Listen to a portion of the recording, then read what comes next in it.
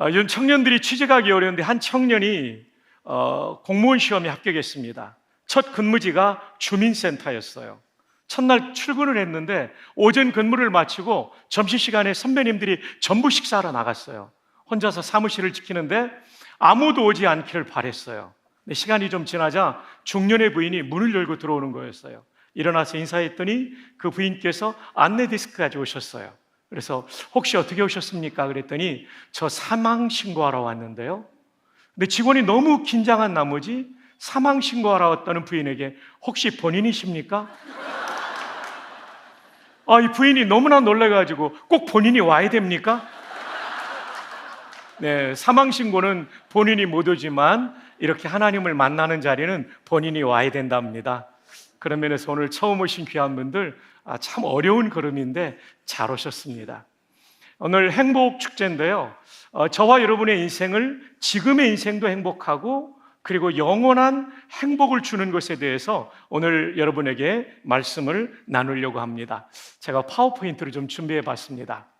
자, 우리 화면이 지금 넘어가고 있나요? 네. 자, 오늘 본문의 제목은 세상에서 가장 복된 소식, 다른 말로 하면 세상에서 가장 행복한 소식에 대해서 말씀을 나누고자 합니다. 성경에 내가 너희에게 전한 복음을 알게 한다고 하는데 이 복음이라는 단어가 아주 중요한 성경 용어입니다. 처음 오신 분들도 이걸 잘 이해하시면 기독교가 뭐를 말하는지 아실 수 있어요. 자, 그러면 복음이라는 말의 뜻은 뭘까요?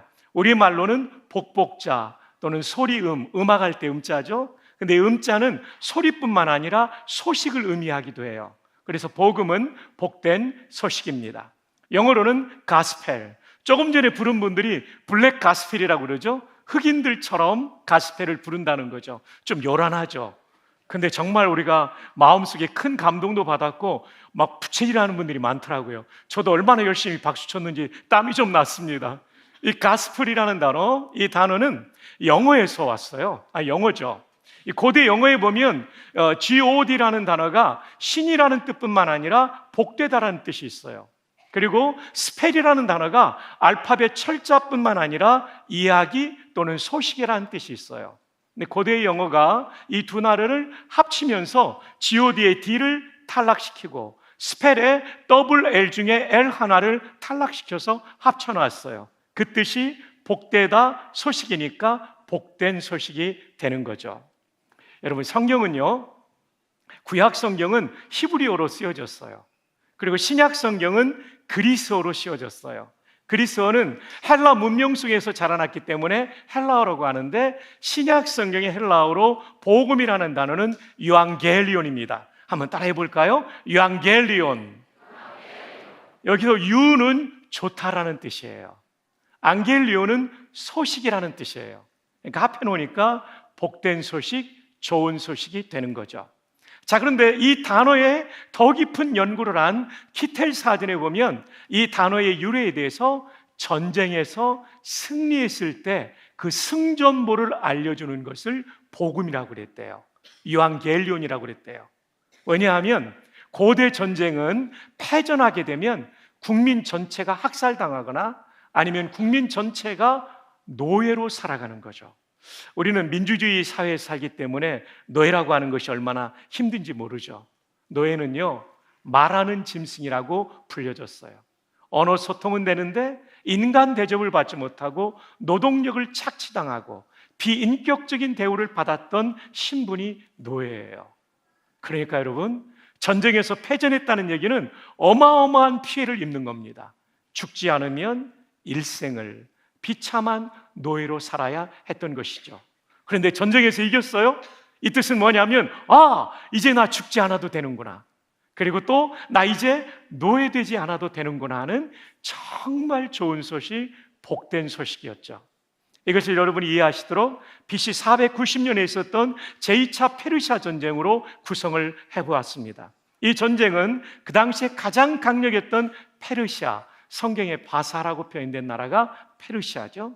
그리고 도시국가 아테네, 둘 사이의 전쟁은 아테네가 이길 수 없는 전쟁이었어요. 뿐만 아니라 페르시아의 병력은 무려 2만 5천 명이 쳐들어왔고 아테네는 1만 명으로 방어를 하고 있었어요. 여러분, 아테네 군인들도 힘들었겠지만 아테네 시민들은 얼마나 부담이 됐을까요? 이 전쟁에서 우리나라가 이길 가능성은 거의 없고, 패전하게 되면 죽지 않으면 일생을 노예로 살아야 된다고 하는 굉장히 큰 부담을 안고 이들은 전쟁의 결과를 기다리고 있었죠. 여러분, 이 전쟁은요 마라톤 평야에서 이루어졌어요. 이것이 근대 올림픽의 마라톤 경기의 유래가 된 전쟁이죠. 그런데 여러분, 놀랍게도 전쟁 속에는 가끔 그런 일이 일어나죠. 전혀 예상하지 않은 상대가 승리하는 거예요. 이 제2차 페르시아 전쟁도 그랬어요.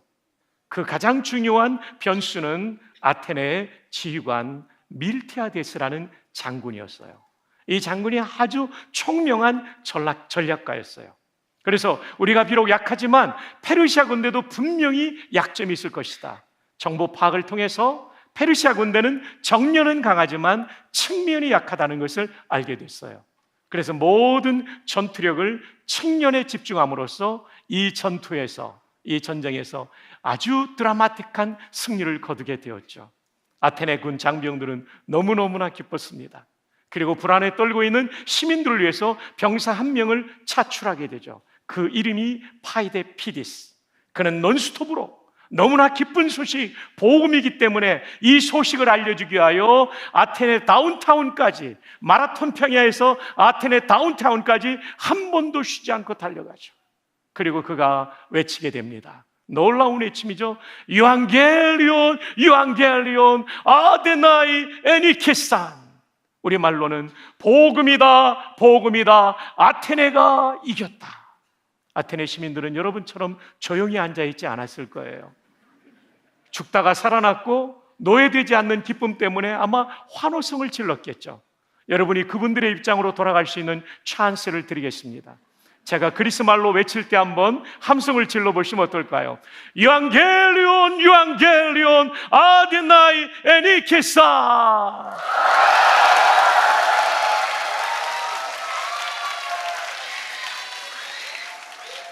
저는 우리 부목사님이 그렇게 오래 더 사랑교회를 다닌지 이제 알겠어요. 이렇게 반응이 좋은 교회인데 어떻게 떠나겠어요? 맞아요. 이렇게 기쁜 게 복음이라는 단어, 유앙겔리온이라는 단어인데요.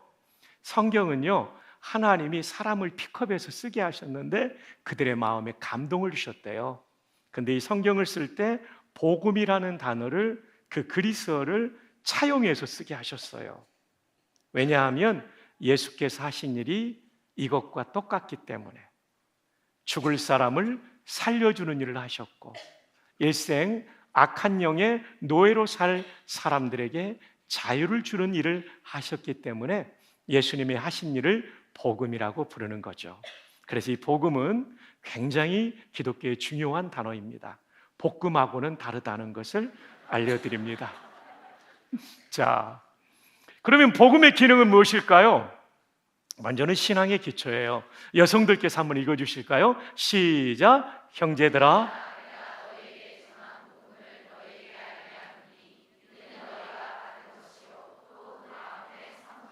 예배당 문을 열고 들어오는 사람이 제일 먼저 들어야 됐고 받아야 될 게 복음이고요. 그 가운데 섰다는 얘기는 기초라는 겁니다. 신앙생활하는 사람이 이단에 왜 넘어가냐면요, 복음을 잘 몰라서 그래요. 그래서 복음은 신앙의 기초로서 아주 중요한 거죠. 자, 그 다음에는 우리 형제들이 한번 읽어주실래요? 2절 시작. 너희가 만일 내가 전한 그 말을 굳게 지키고 헛되이 믿지 아니하였으면 그로 말미암아 구원을 받으리라. 내가 전한 그 말은 복음을 이렇게 논리적으로 연결하고 있죠. 굳게 지킨다는 얘기는 꽉 붙잡는다는 얘기죠. 물에 빠져가는 사람에게 구명줄을 던져주면 그 사람이 대충 붙잡지 않죠. 꽉 붙잡죠. 살기 위해서.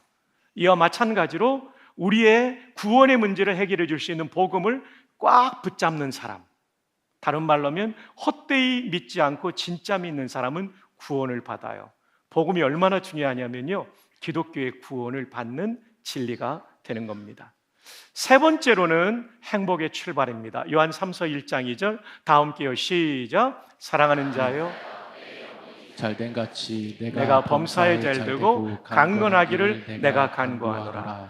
여러분, 이 복음은요 나의 죄를 속죄할 뿐 아니라 하나님의 자녀가 되고 영생을 얻게 할 뿐만 아니라 이 땅에서도 나의 인생을 의미 있게 만들어줍니다. 100년 전에 저 평안북도가 옛날엔 기독교인이 많았어요. 선천이라는 데에 외곽에 곽부라는 작은 마을이 있는데 거기 무당이 계셨어요. 그 무당이 어느 날 자기 집 앞에 이렇게 앉아 있는데 예수 믿는 사람들이 지나가면서 전도하는 거예요. 어이 백무당, 자식들 망하게 하는 일 그만두고 예수 믿고 천당 가시오. 무당이 전도받으니까 얼마나 기분이 나빴겠어요? 그래서 소리친 거예요. 야 이놈들아, 천당이나 백당이나 너희들이 나가라. 이렇게 쫓아버렸는데 잠을 자는데 밤에요 계속 이야기가 메아리처럼 들려오는 거예요. 그래서 이분이 그 다음 주일날 바로 교회를 나갔어요. 거기에는 미국 선교사님이 100년 전이니까 담임 목사님 하고 계셨는데 조지 맥퀸이라는 목사님이셨어요. 우리말 이름을 옛날 선교사님들은 가졌어요. 윤산온이라는 이름을 가졌죠. 그분에게 가서 온 가족이 예수님을 믿게 되었고 그 집의 아들이 정말 총명한 아들이었고 그래서 성경을 가르치면 잘 이해하는데 어느 날 이 선생님이, 이 선교사님이 신방을 갔다가 가면서 이 아들에게 장작을 좀 쪼개놓으라는 말, 우리말에 패라는 말 있죠. 장작을 패놓으라고 그랬어요. 좀 하다가 그만둘 줄 알았는데 그날따라 늦게 신방에 마치고 들어오는데 사택적으로 오는데 장작 패는 소리가 들리는 거예요. 이 선교사님이 감동을 받아요. 야, 저렇게 총명할 뿐 아니라 성실한 사람 키워야지. 그래서 미국 유학을 보내가지고요 이 아들이 1927년도에 그 유명한 예일 대학교에서 박사학위를 받아요. 놀라야 될 때 안 놀라면 제가 놀라게 됩니다. 그리고 기후에서 연희전문학교 교수가 되고 6.25 때는 교육부 장관이 되고 군목제도를 만드는 일에 이승만 대통령을 설득하고 한경직 목사님과 함께 57년도에는 이분이 연희대학교와 세브란스 의대가 합쳐져서 통합연세대학교가 될 때 초대 총장이 됩니다. 이분이 누구냐면 무당의 아들이에요. 용재 백낙준 박사. 지금도 연세대학교 백양로 변에 중앙도서관 앞에 있는 이분이시죠. 여러분, 복음은 무당의 아들이요 자기도 무당이 될 수밖에 없는 사람을 한국 근대사에 꼭 필요한 의미 있는 인생을 살게 해준다는 것이죠. 오늘 오신 귀한 VIP 여러분, 여러분이 복음을 받아들이면 여러분이 영생을 얻을 뿐만 아니라 여러분의 인생은 보다 의미 있는 인생을 살아가게 될 것입니다. 자, 그러면 복음의 내용은 무엇인가? 복음이란 구체적으로 무엇인가? 오늘 성경은 첫 번째 십자가가 복음이라고 말합니다. 고린도전서 15장 3절 여성들이요 시작.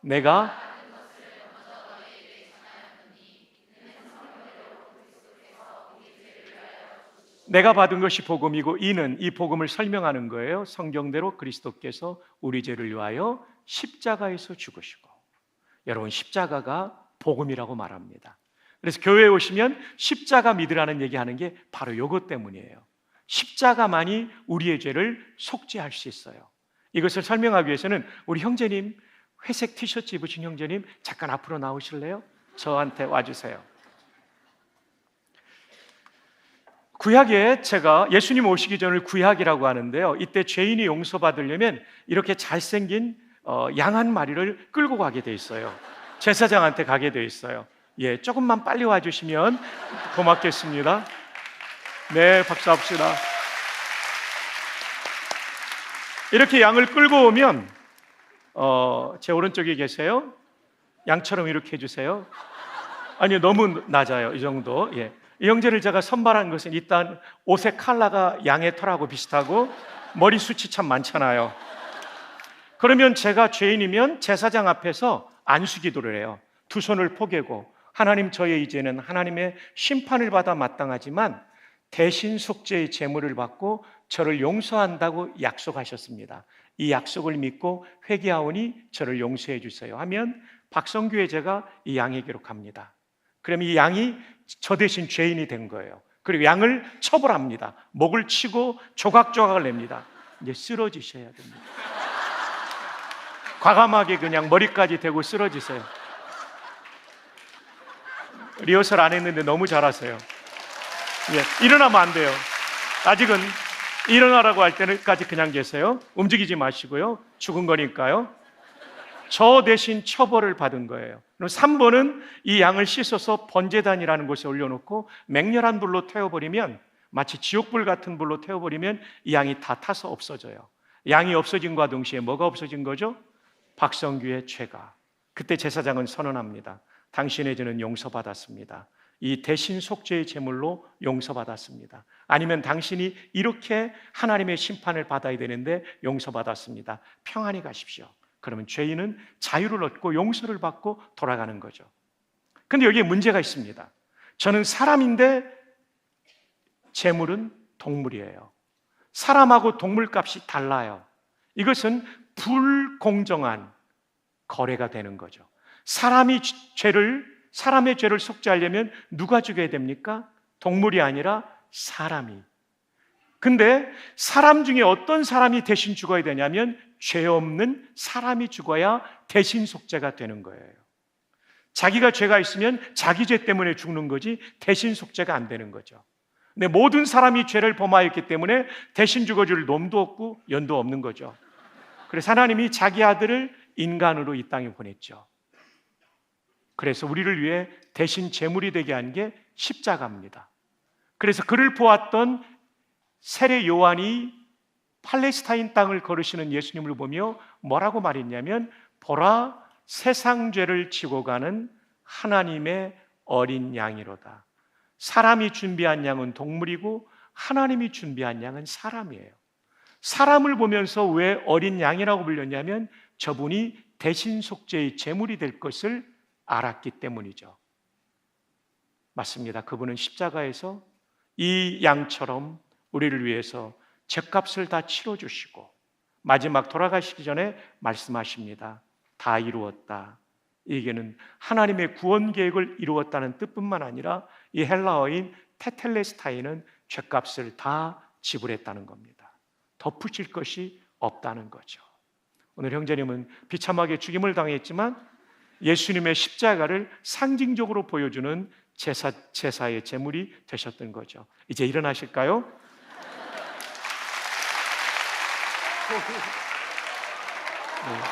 네, 너무 고맙습니다.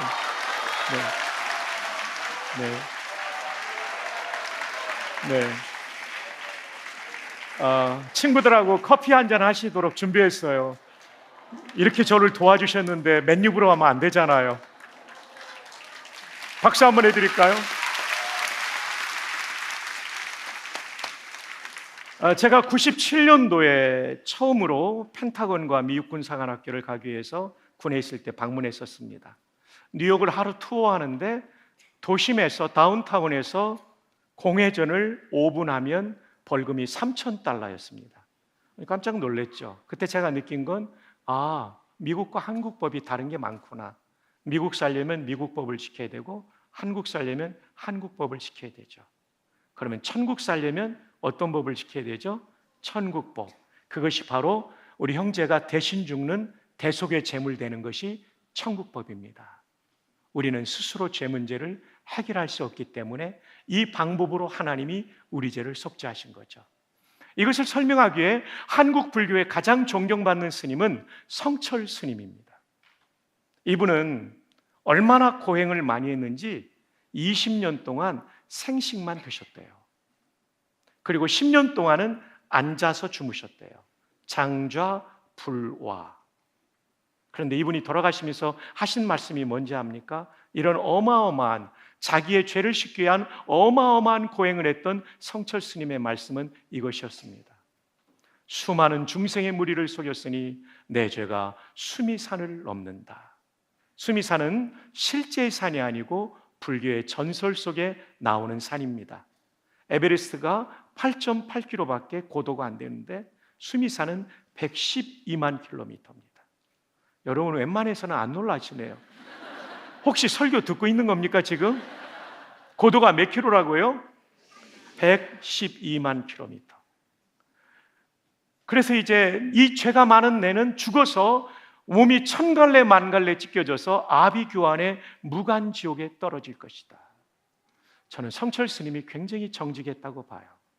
사실은 수행을 하면 할수록 내가 얼마나 죄인인지를 알게 되는 거죠. 수행으로 인간의 죄가 없어지는 것이 아니라 대속제물의 원리로만 인간은 용서받을 수 있는 거죠. 참 감사한 것은요, 우리 청신대학교 신학과 2학년에 성철 스님의 증손자가 신학생으로 다니고 있습니다. 여러분, 성철 스님의 증손자도 하나님은 구원하십니다. 그리고 제가 여러분에게 밝힐 비밀이 있습니다. 제가 3대 독자인데요, 저희 어머님이 딸을 셋을 낳으니까 할아버지가 옛날 50년대는요, 너 아들 못 낳으면 며느리 하나 더 드린다고 그래서 저희 어머님이 대전 옆에 있는 식장산이라는 산이 있어요. 거기에 올라가서 불공들여 낳은 아들이 저라고요. 그것도 물론 하나님이 일반 은총으로 허락하셨지만 불공들여 낳은 아들도 목사 만들고요, 그것도 총신대 총장까지 만드시는 하나님. 여러분, 종교를 바꾸면 벌 받는다고요? 아니요. 하나님은 가장 크신 분이기 때문에 여러분을 보호해 주실 거예요. 타종교를 믿는 분들 걱정하지 말고 이 구원의 복음을 주시는 예수님을 꼭 구주로 믿으실 수 있기를 바랍니다. 자, 지금까지 말씀드린 것을 파워포인트로 좀만 더 살펴볼까요? 속죄제사, 우리 형제가 죽임당한 제사, 그죠? 이것은 십자가를 보여준 상징이고 예표였죠.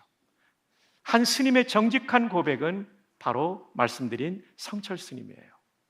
이젠 말틴 루터 얘기를 들어드릴게요. 이분은 천주교의 신학 박사요 수도사였습니다. 천주교의 교리를 따라 십자가를 믿을 뿐만 아니라 인간의 공로가 더해져야 구원받는다는 가르침을 따라 그는 수행을 얼마나 많이 했는지 몰라요. 그런데 수행을 아무리 많이 해도 속죄의 은총을 경험하지 못하죠. 그래서 그는 로마로 성지순례를 가게 되었고요, 거기에 빌라도의 계단을 떼다 붙인 라테란 성당의 계단을 무릎으로 기어 올라가면 속죄받는다는 얘기를 듣고 기어 올라가지만 그걸로, 그 고행으로, 그 아픔으로 속죄를 경험하지 못해요. 다시 독일로 돌아와 그는 성경을 읽다가 사람이 구원받는 것은 인간의 공로가 아니라 오직 십자가의 은혜로 받는다는 것을 깨닫고 종교개혁의 깃발을 높이 들었던 거죠. 맞습니다. 인간의 구원은 오직 십자가에 달리신 예수님의 속죄를 통해서만 이루어진다는 사실을 여러분에게 말씀드립니다. 이 진리를 받아들일 수 있기를 주님의 이름으로 축복합니다. 여러분, 우리 죄라는 단어가 우리말은 하나지만 물론 영어에 더 많은 단어가 있지만 영어는 성경의 영향을 받았기 때문에 죄를 설명을 아주 잘하고 있어요. 1번 크라임은 도둑질, 살인, 사기 이런 것들을 말해요. 늘 우리가 뉴스를 통해 듣는 거예요. 그러니까 죄하면 1번 크라임만 떠오릅니다. 근데 영어 성경에 보면, 영어 사전에 보면 또 하나의 단어가 있죠. sin이라는 단어인데 이건 하나님의 법을 위반하는 겁니다. 성경을 위반하는 것도 죄인데 그 중에 가장 큰 게 뭐냐면요, 한번 따라해 볼까요? 성경이 말하는 가장 큰 죄는 예수님을 안 믿는 거다. 무슨 그런 말이 있습니까, 목사님? 너무 억지입니다. 아니에요. 잘 들어보세요. 하나님이 인간을 왜 만드셨냐면요, 하나님과 소통하는 존재, 마음을 나누고 함께 만물을 통치하기 위해서 우리를 지으셨어요. 근데 그분을 믿지도 않고 그분을 예배하지도 않는다는 얘기는 우리가 그분에 대해서 도전하는 얘기고 반역한다는 얘기인 거죠. 만왕의 왕이신 그분의 다스림에 순종하지 않는 것, 이것이 가장 큰 죄죠. 사람이 아무리 도덕적으로 살아도 예수님을 구주로 믿고 하나님을 믿지 않는다면 그는 창조의 목적을 어긴 잘못을 저질렀고 만왕의 왕에 대한 반역의 죄를 저지른 거라고 여러분이 거부할 수 있겠지만 이것이 성경의 가르침입니다. 여러분이 좀 저항감이 생길지라도 정확하게 말씀드리는 거죠. 이것은 어떻게 해결될 수 있냐면 예수님을 나를 위한 구주로, 그 십자가가 내 죄를 속죄한 것으로 믿고 예수님을 모셔드릴 때 이 모든 죄 문제가 해결되기 때문에 십자가가 바로 복음이 되는 것이죠. 마크 미텔버그는 미국 목사님인데 이런 얘기했어요. 타종교는 하라 두의 종교이다. 구원받으려면 이런 공로, 이런 업적을 세우라고 말하지만 감사하게도 thankfully 기독교는 다 이루었다. 그분이 십자가에서 다 이룬 속죄를 믿음으로 받아들이는 게 기독교입니다. 안타깝게도 성철스님은 수십 년 수많은 두를 했지만, 수많은 고행을 했지만 돌아가실 때 하신 유언, 불교 표현으로 열반성은 내 죄가 수미산을 넘고 천갈래 만갈래 찢겨져서 아비규환의 지옥에 들어간다는 거죠. 그런데 감사하게도 기독교는 십자가에서 우리의 속죄를 우리 형제가 저 대신 죽은 것처럼 이루신 예수님의 그 속죄의 십자가를 받아들이는 것입니다. 자, 두 번째 복음의 내용은 부활인데요. 자, 4절 우리 형제들 한번 읽어주세요. 시작. 장사 지낸 바 되셨다가 성경대로 또 한 번 나왔죠. 사흘 만에 다시 살아나사, 다시 붙자에 살 활자죠. 부활이 우리에게 복음이 됩니다. 자, 20절 함께요. 시작. 그러나 이제 그리스도께서 잠자는 자들의 첫 열매가 되셨도다. 이 부활장인 고린도전서 15장에 예수님의 부활이 그분만의 부활이 아니라 첫 열매, 가을에 사과나무에 사과 열매가 하나 맺히면 수많은 열매가 맺힐 것을 예고하듯이 예수님의 부활은 우리 모든 성도의 부활을 예고하고 있는 것입니다. 그럼 부활은 언제 이루어집니까? 51절 여성들 시작. 보라,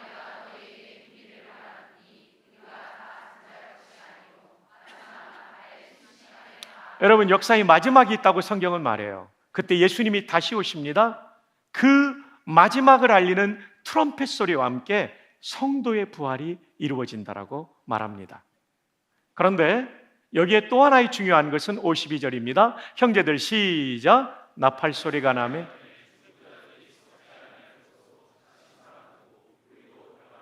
예수님 재림 때까지 살아있는 사람은 부활의 몸과 똑같은 상태의 변화, 그리고 죽은 사람은 죽었다가 다시 사는 부활이라고 말하죠. 자, 42절 제가 있습니다. 썩을 것으로 심고 썩지 아니할 것으로 다시 살아나고. 여러분, 지금 우리 몸은 늙고 병들고 죽는 몸이지만 부활의 몸은 다시는 죽지 않는 영생의 몸을 입기 때문에 부활이 복음인 것입니다.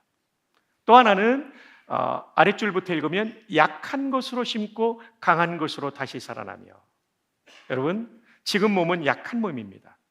코로나로 우리가 인류가 얼마나 벌벌 떨었습니까? 보이지 않는 바이러스에도 우리는 약한 존재입니다. 그리고 우리는 머리도 희해지고, 그리고 관절염도 생기고, 혈액투석을 하는 분도 있고, 각종 질병에 우리가 시달리지 않습니까? 근데 그때 부활의 몸은 병들지 않는 강한 몸을 입게 되기 때문에 부활이 복음이 되는 것이죠. 흰머리 소녀들, 그때는 까만 머리를 가지게 될 겁니다. 그리고 중년의 부인들 보톡스 안 맞아도 피부가 팽팽하게 될 것입니다. 우리 웨스트민스터 신앙고백서에 보면 33장까지 있는데 32장이 인간의 사후 상태와 부활에 대한 말씀인데요. 또 우리의 똑같은 사람이에요. 서로 알아볼 수 있는데 가장 예쁜 얼굴로, 가장 멋진 얼굴로 바뀌게 된답니다. 자, 이 시간 한번 축복합시다. 그날의 그대는 정말 예쁠 겁니다. 정말 멋질 겁니다. 네, 이것이 부활의 상태라고 말해주고 있죠. 근데 한 가지가 더 있어요. 욕된 것으로 심고 영광스러운 것으로 다시 살아나며. 지금의 몸은 목사인 저도 죄성이 있지만 그때는 죄성이 완전히 극복된 거룩한 몸, 이것을 영광의 몸이라고 해서 영화의 몸이라고 하는데 그 몸을 입게 되는 거예요. 여러분 생각해 보세요. 이게 얼마나 놀라운 일입니까? 우린 다 죽을 사람들이지만 예수님 재림 때 입게 될 부활의 몸은 죽지 않는 몸, 병들지 않는 몸, 그리고 거룩한 몸을 입는 것. 그래서 천국에 있는 영혼과 연합이 돼서 영생을 누리는 것. 그래서 부활까지가 복음인 거죠. 자, 이걸 도표로 한번 설명드리는데요. 그 전에 이어령 박사님 얘기를 들려드릴게요. 제가 미국에서 부목사할 때 이어령 박사님 따님이 제가 섬기는 남가주 사랑교회 집사님이었어요. 그분이 전화를 하셔서 제가 가서 미국의 세리토스로 오신 LA 쪽에 있는 마을 이름입니다. 이어령 박사님과 부인 강 박사님에게 이 복음을 전한 적이 있어요.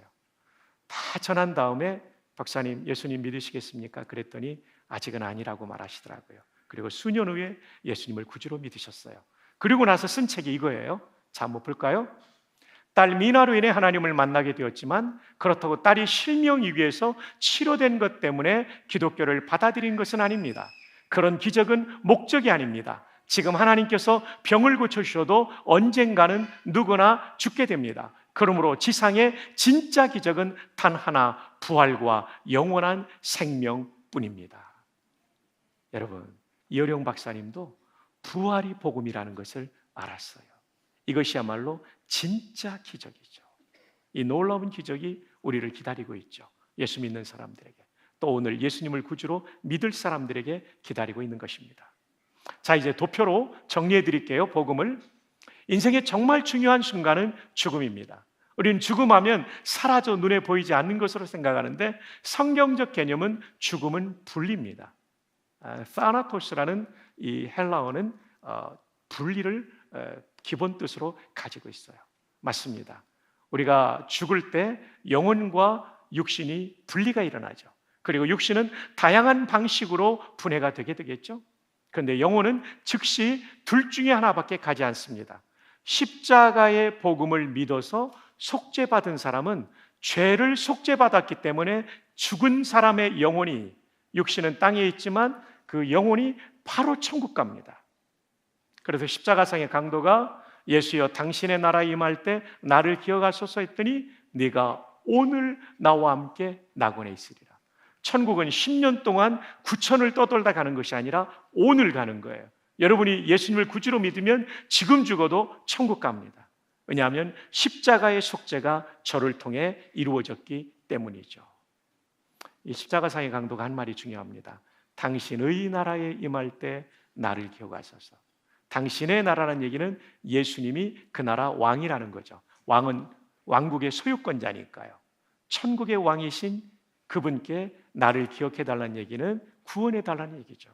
유대 개념의 왕은 메시아를 의미했기 때문입니다. 그때 예수님께서 오늘, today, tomorrow도 아니고 today 간다라고 말씀합니다.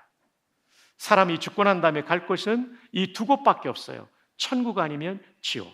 십자가가 왜 복음이냐면 십자가의 속죄를 믿는 사람은 모든 죄를 용서하시고 그를 천국으로 인도하기 때문에 복음이 되는 것입니다. 자, 근데 믿지 않는 사람은 자기의 죄를 짊어지고 지옥에 들어가게 돼 있죠. 역시 구천을 떠도는 게 아니라 구천이라는 사상은 동양 사상이고 성경은 죽자마자 천국 아니면 지옥 가고 이 두 곳 외에는 갈 곳이 없다라고 분명히 말해주고 있습니다. 근데 지금 천국과 지옥은 중간기 상태입니다. 왜냐하면 아직 사람들이 다 안 들어갔고 또 하나는 영혼만 들어가 있기 때문에. 근데 역사의 마지막 날 예수님이 다시 오십니다. 다시 제자 이말림자죠. 이때 뭐가 일어나냐면 부활이 일어납니다. 죽은 자의 부활이 일어나는데 먼저는 성도가 부활하고 다음에는 불신자도 부활하게 된다라고 말합니다. 웨스트민스터 신앙고백 32장에 보면 성도의 부활은 영광의 부활이지만 불신자의 부활은 치욕의 부활이다. 성도의 부활은 몸이 거룩함이 완성된 영화의 몸을 입지만 불신자의 몸은 몸이 거룩함이 완성되지 않는 죄성 그대로 있는 치욕의 부활이 될 것이다 라고 말해주고 있어요. 그래서 여러분, 부활은 영혼의 부활이 아니라 영혼은 천국 아니면 지옥 가 있는 불멸하는 영원한 존재이기 때문에 영혼의 부활이 아니라 육신의 부활이죠. 천국 아니면 지옥 가 있는 영혼이 부활된 몸과 함께, 성도의 몸은 영광의 몸으로 부활해서 천국에 있던 영혼이 함께 연합이 되고, 불신자의 몸은 치욕의 몸과 함께 지옥에 있던 영혼이 연합이 돼서 최후 심판을 받게 되는 거죠. 최후 심판석상에서 마귀가 하나님한테 이런 고백을 하죠. 하나님, 저 박성규가 얼마나 나쁜 놈인지 압니까? 목사고 총장을 지냈지만 몇 년 몇치 이런 죄를 저지르고 쭉 나이를 하면서 저를 고발할 거예요. 그때 예수님께서 말씀하십니다. 박성규가 지은 죄가 맞습니다. 그런데 내가 십자가에서 속죄의 값을 다 치렀습니다. 그러므로 박성규는 무죄이고 그가 부족함에도 불구하고 이러이러한 충성을 했기에 하나님이 이 상을 주셔야 됩니다. 이게 최후 심판이에요. 불신자들은 어떻게 됩니까? 죄 리스트를 쭉 나열하면서 고발할 때 예수님의 속죄를 받지 못했기 때문에 그는 죄의 형벌을 받되 자기의 잘못된 죄의 양만큼 형벌의 양이 결정될 것입니다. 그래서 천국과 지옥에서 최후 심판 이후에 영원한 삶을 보내게 되는 거죠. 자, 이 도표는 제가 성경을 가장 간략하게 요약한 겁니다. 십자가와 부활이 왜 복음인지를 선명하게 보여주죠. 십자가 때문에 지금 죽어도 천국 가고, 부활 때문에 우리가 다시 살아날 때 영광의 몸으로 부활되고, 그리고 상급받는 몸으로 부활할 것이기 때문에 이 부활이 우리에게 복음이 되는 겁니다. 사람은 영혼만 있으면 완전하지 않죠. 육신까지 있어야 되잖아요. 근데 육신이 연합이 될 때 영광의 부활이 될 건가, 치욕의 부활이 될 건가. 오늘 여기 귀하신 VIP 분들께서 많이 오셨는데요, 더 사랑이 위해 담임 목사님과 장로님들과 부목사님들과 여러 성도님들이 여러분의 존함을 놓고 기도하셨어요. 그냥 더 사랑이 위해 멤버십을 강화하려고, 멤버를 더 끌어들이려고 그런 거 아니에요. 더 중요한 것은 지금 죽어도 영원히 천국 가고, 역사의 마지막 날 여러분의 몸도 영광의 부활을 하게 해드리려고, 여러분을 진짜 사랑하니까 기도하고 오늘 초청한 거예요. 저는 이인호 목사님을 오랫동안 알고 있는 친구입니다. 정말 우리 한국교회 이인호 목사님 같은 분이 계시다는 게 큰 보배로운 일이죠. 자신을 드러내지 않죠. 주님을 드러내고 성도들을 정말 사랑하는 분이시죠. 안식을 갔는데도 주일날 오시더라고요. 목사님 너무했어요. 좀 쉬셔야 되는데. 지난 여름에 제가 7월에 왔을 때인가 그렇죠. 여러분, 더 사랑의 교회가 여러분을 모신 것은 다른 뜻이 없어요. 사람은 언젠간 죽는데 죽자마자 영혼이 어디 가느냐는 문제예요. 꼭 여러분이 진짜 행복하려면 천국 가야 돼요. 그리고 그런 믿음을 가진 사람은 이 땅에서도 의미 있는 삶을 살 수 있어요. 여기서 천국의 영생을 맛보는 거죠. 뿐만 아니라 역사의 마지막 날 여러분의 몸이 치욕의 몸이 아니라 영광의 몸을 입고 영생을 온전히 누리시도록 하기 위하여 귀하신 여러분을 모신 것이죠. 오늘 꼭 이 복음을 받아들이실 수 있기를 주님의 이름으로 축복합니다. 자, 이제 오늘 이렇게 말씀을 마치면서 이 얘기를 들려드리고 싶어요. 영국의 유명한 스펄전 목사님이 계셨어요. 그분이 설교하시다가 이 말씀 한마디를 하셨어요. 한 사람이 구원받을 때 천국의 예루살렘 거리는 구세주의 기쁨의 눈물로 강물을 이룰 것이다. 오늘 여러분이 예수님을 구주로 믿을 때 우리 주님은 감격의 눈물을 흘리실 거예요. 왜냐하면 그분이 십자가에 죽으신 것이 바로 귀하신 당신을 위한 일이었기 때문입니다. 그리고 인생은요, 내일을 알 수 없더라고요. 제가 27살 때 군목 처음 가가지고 702 특공연대에서 지상교육을 마치고 400m 상공에서 낙하산을 메고 뛰어내리는 이제 실제 훈련을 하기 위해 가다가 우리 부대원이 교통사고로 5명이 숨졌어요. 청평군인병원에서 장례식 하는데 너무나 마음이 아프더라고요. 이 젊은이들, 내가 충분히 복음을 아직 못 전했는데. 맞습니다. 젊다고 인생이 보장된 게 아니더라고요. 저 예배당 문을 열고 나가면 어떤 일이 우리 앞에 기다리고 있을지 모릅니다. 그러므로 인생을 살면서 가장 중요한 준비는 혹시 내 영혼을 취하신다면 내가 천국 갈 수 있는가? 이 준비는 가장 중요한 준비가 될 것입니다. 우리 함께 기도할까요? 조용히 기도하는 이 시간, 여러분의 마음과 길을 저에게 빌려주시기 바랍니다. 목사님, 저는 오늘 목사님 말씀을 통해서 인생의 가장 소중한 진리가 복음이라는 것을 알게 되었습니다. 나도 언젠가는 죽게 될 텐데 그때 천국 가고 싶고 이 땅에서도 영생을 맛보고 싶고 내 늙어가고 병들고 아픈 이 몸도 죽지 않고 건강할 뿐만 아니라 거룩이 완성된 몸을 나도 입고 싶습니다. 이 일을 위해 저를 위해 기도해 주시겠습니까? 이런 소원을 가진 분이 있다면 한번 손을 하나님 앞에 손을 들듯 번쩍 한번 들었다가 내려주시기 바랍니다. 정말 감사합니다. 감사합니다. 내리셔도 됩니다. 방금 말씀드린 것처럼 인생은 내일을 알지 못하는 오늘을 살고 있는 것입니다.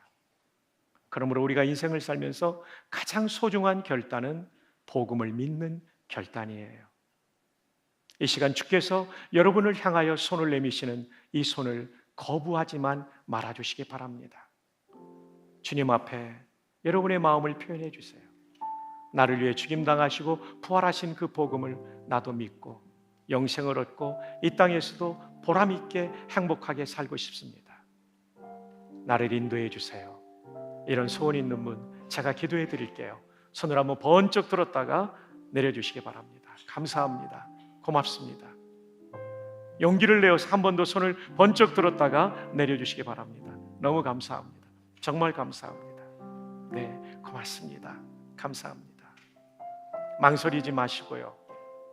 이 시간이 하나님께서 귀하신 여러분께 주신 정말 중요한 찬스입니다. 이 찬스를 놓치지 마시기를 바랍니다. 작년에 저는 코로나를 알았습니다.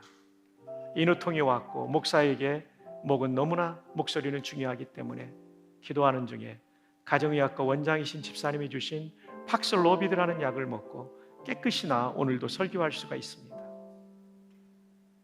여기에 팍슬로비드보다 우리의 죄 문제, 구원의 문제를 확실하게 해결할 복음이라는 진리가 있습니다. 이 복음의 진리를 나를 위한 구원의 진리로 믿고 싶습니다. 저를 위해 기도해 주십시오. 우리 한번 그런 소원을 가진 분들 용기를 내어 주님 앞에 손을 들듯이 한번 손을 번쩍 들어주시기 바랍니다. 너무 감사합니다. 너무 감사합니다. 성경을 다 알고 구원을 받을 사람은 아무도 없습니다. 우리가 방에서 전등을 켤 때 발전소와 변전소의 원리를 알고 송전의 원리를 알고 전등을 켜는 사람은 없어요. 단순한 믿음, 스위치를 올리면 켜진다는 믿음으로 불을 켜고 우리는 그 문명의 혜택을 받는 것이죠. 성경을 다 읽고 우리가 구원받는 것이 아니라 오늘 전한 이 복음을 믿으면 구원을 받게 됩니다. 이 시간 주께서 여러분에게 초청하십니다. 그리고 속죄의 은총과 구원의 은총을 주기를 원하십니다. 목사님, 제게 그것이 필요합니다. 제가 결단합니다. 하나님 앞에 내 믿음을 고백하고 싶습니다. 이 소원이 있는 분들 한 번 더 손을 한번 번쩍 들었다가 내려주시기 바랍니다. VIP 분들 함께 손을 들어 표현하시면 좋겠습니다. 네, 고맙습니다. 고맙습니다. 정말 감사합니다. 망설이고 있는 분에게 초청합니다. 다른 건 몰라도 예수만은 믿어야 합니다. 다른 건 몰라도 복음만은 받아들여야 됩니다. 오늘 이 자리는 바로 당신을 위한 자리입니다. 이 간절한 외침을 외면하지 말고 오늘 용기를 내어서 이 복음을 나를 위한 진리로 믿는 시간 되기를 바랍니다. 마지막 한 번 더 초청합니다. 제가 받아들이고 싶습니다. 저를 위해 기도해 주십시오. VIP 가운데 용기를 내어서 손을 번쩍 들고 여러분의 인생이 새롭게 시작되기를 바랍니다. 네, 고맙습니다. 감사합니다. 감사합니다. 이제 손을 드신 분들은 두 손을 가슴에 모으고 저를 따라 이렇게 기도하면 좋겠습니다. 주 예수님 고맙습니다. 저를 위해 십자가에서 대신 속죄의 죽음을 당하심으로 제가 용서받게 되었습니다. 감사합니다. 부활하심으로 말미암아 역사의 마지막 날 제가 죽지 않는 몸, 병들지 않는 몸, 영광스러운 몸으로 부활할 것을 믿으며 감사드립니다. 이제까지 하나님 믿지 않고 살았던, 예수님을 믿지 않고 살았던 저의 모든 죄를 용서하시고 제 안에 들어와 주시고 저를 주님이 원하시는 사람으로 만들어 주옵소서. 예수님의 이름으로 기도합니다. 아멘. 한 번 더 기도하겠습니다. 하나님, 오늘 소중한 우리의 VIP 분들이 예수님을 구주로 믿게 되어 너무나 감사합니다. 이분들의 평생을 은혜로 인도해 주시고 또 천국 가는 그날까지 승리할 수 있도록 인도해 주옵소서. 이 소중한 분들을 위해 마음 들여 기도하고 섬기신 더 사랑 위의 성도들의 노고도 위로해 주시고 오늘 오신 VIP 분들 가운데 아직 결신의 기도를 하지 못한 분이 계시다면 너무나도 소중한 구원의 진리를 위해 돌아오는 주일에도 이곳에 나와서 이인호 목사님을 통해 주시는 구원의 복음을 듣고 구원받는 놀라운 역사가 일어나게 하여 주옵소서. 감사하고 예수님의 이름으로 기도합니다. 아멘.